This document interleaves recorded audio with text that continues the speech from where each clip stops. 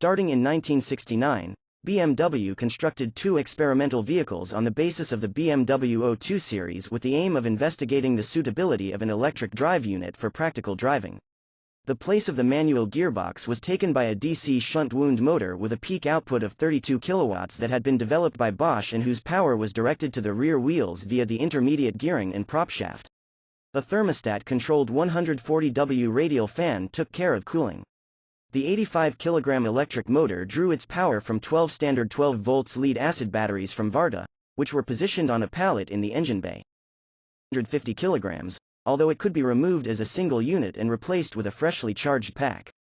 The BMW 1602 Electric accelerated from standstill to 50 km per hour, 31 miles per hour, in 8 seconds and achieved a top speed of 100 km per hour, 62 miles per hour.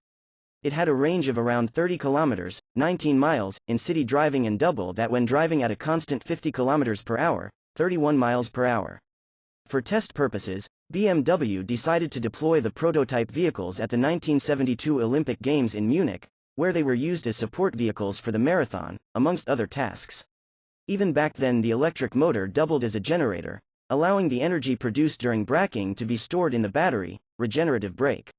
It nevertheless quickly became apparent that the specific drawbacks of the electric drive could only be resolved by advances in the field of battery technology. In light of this, the BMW 1602 Electric was seen as just a first attempt at development rather than a viable solution.